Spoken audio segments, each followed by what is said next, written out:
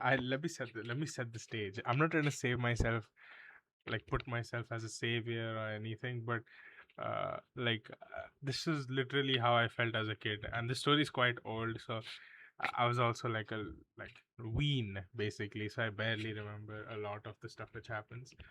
But basically, I was living in this like I just moved cities. I grown up in Mumbai my entire life, and lived.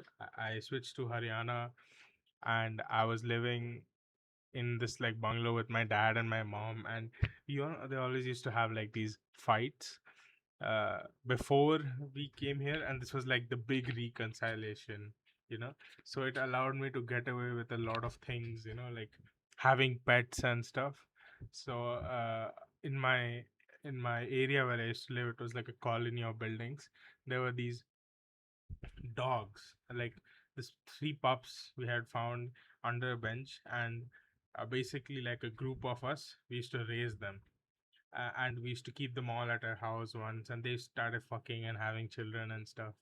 And basically I used to just let them out, like let them and like roam around, and they weren't collared or anything, but everybody knew how they were.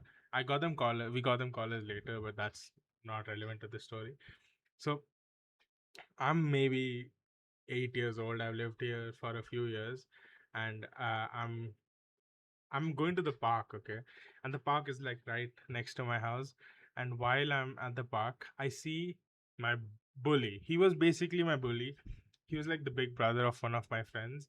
And they were really rich. They had the biggest house, like literally like a mansion in a surrounding a bunch of villas. And I used to be like super jealous of the small brother, my friend. And the big brother used to constantly torment us. And my dad literally once had told me like, they're like rich jart people, so don't mess with them. So I was like, you know what, okay, that's fine.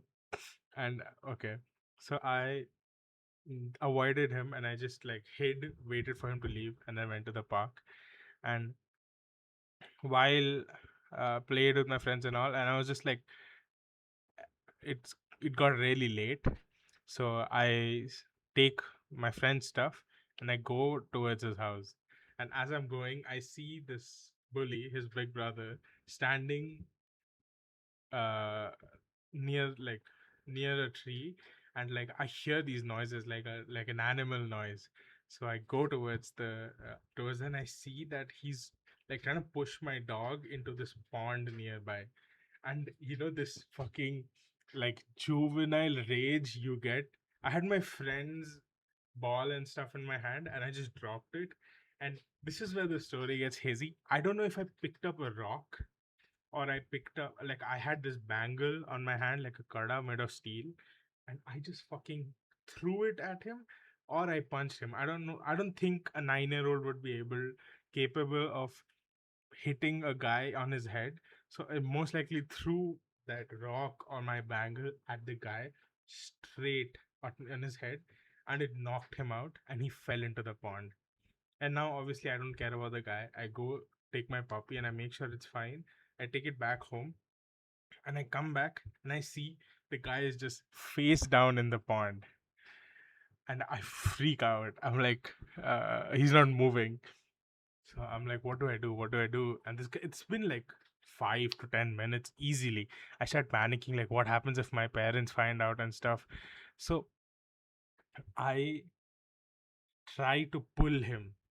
Like in this fear, I somehow unlock the strength, and I just like take his legs and I just pull him, and I drag him across the road to the doorstep of his house, which was not far at all. It was like less than like the park, like on the right side was where the pond was, and literally the front of the park was where this guy's huge mansion was. So I just go in there, and I just ding ding ding ding ding ding, I hit the bell, and my heart is thumping dum dum dum. And I do the like yeah the door opens, and like they're like, "Oh, like they're saying in like Haryanvi and stuff." And all I can understand, I'm like, I just hope they don't ask me anything. And they see him lying, and they fucking panic, and the whole family, like 4 or 5 people, come down and all, like Like, what happened? What happened? I said, no, I found him fallen in the pond over there and stuff, right? Like that. And they were like, oh, oh, thank you, thank you, thank you. And in this just like sheer panic of like so many people surrounding me, I just leave and I go home. And then, fuck, this is not funny, but uh, I just panic. I'm like, fuck, they might come to my house and stuff and all. And like, I go to sleep with the fear I'm gonna be in jail the next day. Now I who like next the morning I wake up, like it's a weekend, so I go out, like I wash my like dad's car or whatever, and like my dad tells me like, oh yeah, the your friend's family, they came in the morning and they were like really thankful for like saving their son or whatever like that. And I was like, what the fuck? I like, oh, okay, okay, okay. And I just like glossed over it. And my dad, like, okay, my dad wasn't like the worst person in the world, but I was kind of scared of him that whenever I do something bad, he would fucking beat the shit out of me. So, like, and we had the system where he would buy me a toy if I got a certain amount of grades, and he just added like 4 points to the reward system for me saving that guy's life. And like the next week was fucking amazing. Like the guy was like completely like hospitalized and stuff and barely alive. I think so, I'm not sure about this, but his family, like, they bought me like Transformers toy and like all that shit, and I was like, fuck, this is, I feel so bad but I feel so good. And then this and then after a few weeks, my friend, right, my friend whose brother's hospitalized, he's like, dude, if you hadn't saved him, we don't know where he would have been and all. And like, he tells me his brother is like, he woke up from like his like coma, and he forgot himself, he forgot his personality, he didn't even know how to speak or how to walk. And they couldn't like he was just like in delirium apparently. And this is like, I don't know if it's reliable information, but I just believed it. And I was like, fuck, like I basically killed a person, like who he was before that. I basically killed him. And after that, i I just couldn't stop thinking about it. But life moved on, and he came back into the colony after maybe like a few months. I'm not sure exactly, but before I left, I remember I met him, and he was a completely changed person. And I kind of forgot about him for a long time until I like got back to Gurgaon after a long time, maybe like 4 years ago during COVID, 4 to 5 years ago when I was in hostel. I left hostel, I came back to Gurgaon, and that time I wanted to see how my dogs were. So during that time, I met him, and he was such a different person from who I knew as a kid.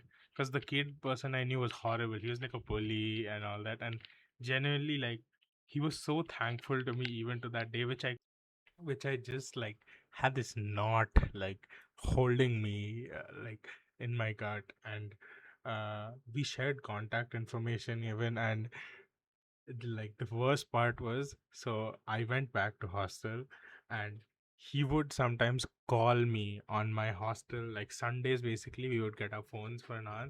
And during that time he would call me, and he'd be like catching up and asking me how I am and how's my life. And I would tell him, I'd be like, oh, how's your life? And like he was so different. I couldn't believe like who he was at that moment. And I thought, like, I kind of like convinced myself, like, because see, if you do something like that to a person, it's always going to be on your head. But I kind of convinced myself, like, my actions caused this guy to become from an evil figure to a good figure, which is such a stupid fucking thing to think about. Like, convince myself, but I did it. And that was my satisfaction, or like my coping mechanism for the few years. And after I finished hostel and I got back to Gurgaon and I started my high school there, I just like I didn't have his contact anymore. But I remember I had gone back to the colony, and like I fucking apologized to him, and I told him what really happened. And he was like,